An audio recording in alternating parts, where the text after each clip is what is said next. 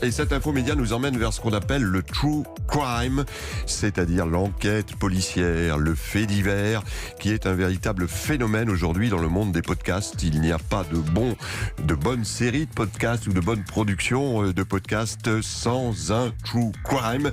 Et on est bien placé à Europe 1 pour le savoir, puisque l'un de nos grands triomphes, c'est celui de Christophe Ondelat. Et on va vous présenter dans quelques instants un nouveau podcast griffé Europe 1 dans ce monde de la justice, dans ce monde des enquêtes. C'est pour ça que je suis heureux d'accueillir ce matin Claire Hazan. Bonjour. Bonjour à tous. Vous êtes la directrice d'Europe 1 Studio, une structure qui produit et réalise ces podcasts. Et nous avons avec nous au téléphone également un des grands noms de la chronique judiciaire. J'ai nommé Élise Costa. Bonjour. Bonjour. Élise Costa, vous êtes chroniqueuse judiciaire sur le site Slate et c'est vous qui avez écrit et réalisé un podcast qui a attiré notre attention et notre oreille, qui s'appelle Fenêtre sur cour. Sur cour, à entendre évidemment une cour de tribunal. Claire Hazan, quand je parle du succès de ces True Crime podcasts, c'est un vrai phénomène d'audience qu'on peut mesurer. Plus on propose des enquêtes, des affaires policières, des affaires de tribunal aux auditeurs, plus ils vont vers ces podcasts. Un bon exemple dans l'offre d'Europe 1, c'est évidemment, vous parliez de Ondelat raconte, l'émission de Christophe Ondelat, qui n'est pas dédiée que aux faits divers, mais qui en est quand même une voix très forte. Chez nous, c'est de loin le premier podcast, il fait plusieurs millions d'écoutes par mois, et c'est un tel succès qu'en fait, on en a cette année fait d'abord un podcast presque avant d'en faire une émission de radio, puisqu'il est diffusé à 6h du matin, avant d'être diffusé à l'antenne à 14h. Et ça, évidemment, ça permet de toucher des nouvelles personnes qui ne seront pas celles qui écoutaient forcément l'émission en ligne. Mais ça veut dire que le podcast, ils vont là même avant la radio. Exactement. Donc on l'a bien compris. Bon, je suis sûr que nos auditeurs, ils savent à quoi ça ressemble. Mais au cas où, il y en aurait qui sont dans d'autres galaxies radiophoniques, écoutez. À 9h22 précise, on entend 3 coups de feu. Et on voit un homme qui s'enfuit en courant et un autre qui s'effondre. Le temps d'appeler le SAMU, et pour lui, c'est fini. L'homme décède sur ce trottoir gelé, mort d'une balle dans la tête. La soixantaine, les cheveux gris gominés tirés en arrière, un pardessus noir et des chaussures. Vous avez vu les chaussures? La semelle est usée jusqu'à la corde. Ça doit être un truand. C'est un règlement de compte dans le milieu, voilà tout. Et les règlements de compte, c'est bien connu, ça ne nous regarde pas. Il n'avait qu'à pas être dans le milieu. Vous n'y êtes pas du tout.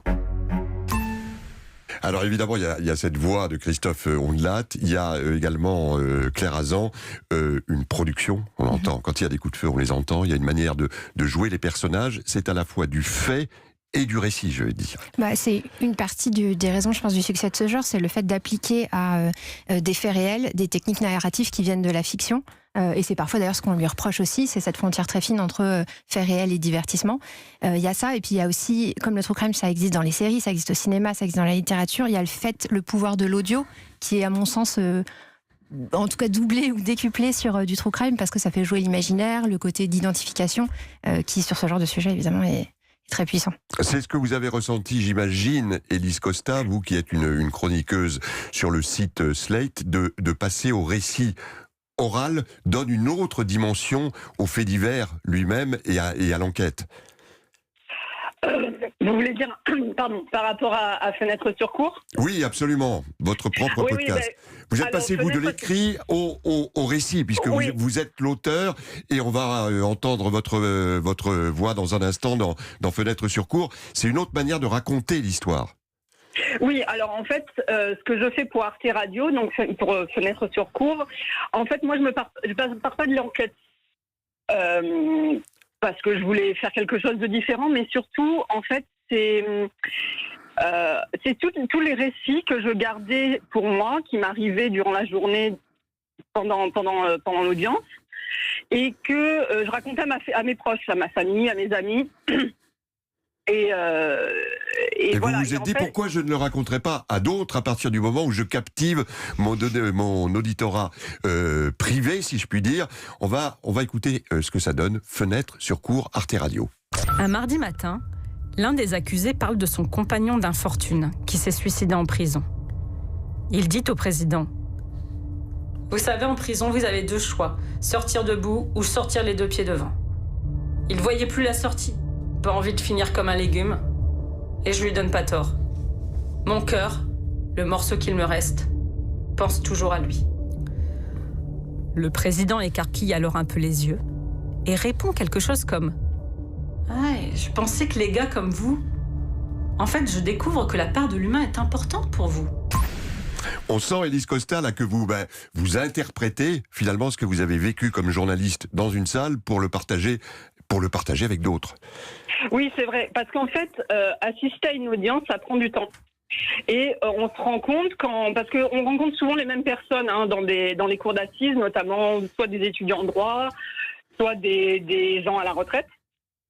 Et on se rend compte que ces gens ont essayé une fois, ils ont voulu voir comment la justice se rendait. Et en fait, il y a une sorte de dépendance. Enfin, ils deviennent un peu accros au cours d'assises.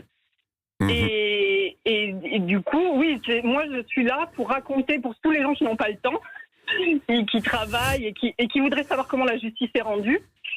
C'est une partie de mon travail en fait, c'est de leur dire voilà comment ça se passe, voilà ce qu'on entend et voilà ce qu'on apprend sur la société, sur le système judiciaire et sur nous aussi en tant que être humain, quoi. En tant que citoyen, bien sûr. Claire Hazan, vous mesurez, on peut donner quelques chiffres. Ici, là, on parlait évidemment du triomphe de Christophe Ondelat pour Ondelat raconte, mais c'est une tendance qu'on retrouve dans le monde entier, notamment aux États-Unis. Là, le fameux Serial est un succès planétaire. Oui, Serial, je crois que c'était 300 millions d'écoutes, donc c'est énorme, c'est sur plusieurs saisons. Et en effet, aux États-Unis, il y a même des studios de podcasts entiers qui sont dédiés à ce genre-là. Et je pense qu'il y a une frontière, en tout cas, qui est plus poussée aux États-Unis, qui est que c'est devenu vraiment une forme de divertissement. Là où en France, comme le disait Élise, on est encore sur des récits qui racontent quelque chose aussi en fond sur le système judiciaire, etc. C'est vrai aux États-Unis, mais aux États-Unis, il y a des true crime qui sont du pur divertissement. Alors, on va essayer de comprendre ce qui pousse les auditeurs à aller chercher ces histoires. On va voir également, dans un instant, comment ça s'inscrit finalement dans un vrai courant historique qui remonte au 19e siècle, qui est passé par la télé et dont aujourd'hui le podcast est peut-être le meilleur support.